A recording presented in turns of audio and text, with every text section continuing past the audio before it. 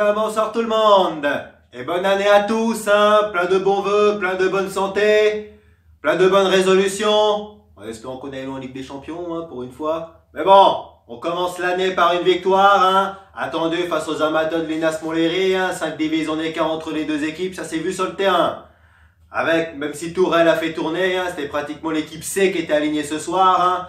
Pas de Neymar, pas de Mbappé, pas d'Icardi, pas de Bernat, pas de Thiago Silva, pas de Navas non plus. Mais avec les jeunes, Kouassi, Aouchiche qui n'est pas joué depuis le mois d'août, avec Cavani capitaine, avec Paredes et avec Rico dans le but. Bon, les amateurs ont tenu une demi-heure, hein, avant de craquer, avant qu'Aouchiche ouvre le score.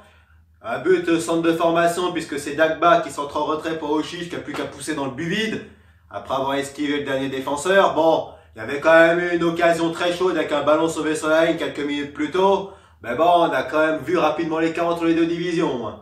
Même si 10 minutes plus tard, il y a eu le tournant du match, hein, puisque les amateurs ont obtenu un penalty arrêté par Rico. Et finalement, dégagement, les amateurs prennent un contre et Cavani marque le deuxième but. Au final, ça aurait pu faire un partout, ce qui aurait été un autre match.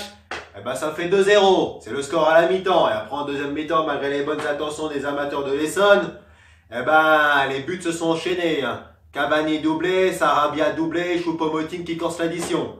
Parce qu'en finale, 6-0. Sarabia, auteur d'un doublé, hein, c'est d'ailleurs lui qui a marqué le plus beau but de cette soirée, hein, d'une frappe qui laisse le gardien sans réaction. Cavani a également égalité son coéquipier espagnol, même s'il a longtemps buté sur le gardien. Mais bon, il marque néanmoins son doublé de la soirée, hein, dont un sur une percée de Draxler qui a littéralement déposé la moitié de la défense. Et hop, voilà. Bon, match sérieux de la part de nos joueurs, hein, on a respecté l'adversaire, hein. Nos gars, ce soir, vous avez pas fait les Maradona devant les défenseurs, hein. Vous avez pas fait du Marcelo Gallardo, hein, des olé olé par-ci, là, pour chambrer les adversaires. Bon, à mon avis, c'est ce que le Neymar, il aurait fait ce soir s'il avait joué. Mais bon, Tourelle a décidé de le préserver, forcément, hein. On joue face à un adversaire de Régional 1. C'est pas le Real Madrid en face, hein. Donc, autant dire que c'était quand même bien logique qu'il y avait l'équipe C ce soir, même si les gars de ce soir ont fait le boulot. Bon, 6-0, la DC aurait pu être plus lourde, on a eu beaucoup d'occasions en deuxième mi-temps, on a fait un match sérieux, bien appliqué, même si hein, les amateurs ont également quelques occasions aussi. Mais bon, hein, on voit bien les différences entre une équipe de Ligue 1 et une équipe de Régional, hein. Le réalisme s'est vu, la qualité aussi. Bon, ça a quand même permis à certains joueurs en manque de temps de jeu de jouer, hein, Kéré à Draxler qui ont connu des blessures en première partie de saison, mais également Kouassi qui commence à jouer un petit peu depuis le mois de décembre, hein, Aouchiche aussi qui n'avait pas joué depuis août. Bon, on a quand même fait un match tranquille, reprise tranquillou, hein.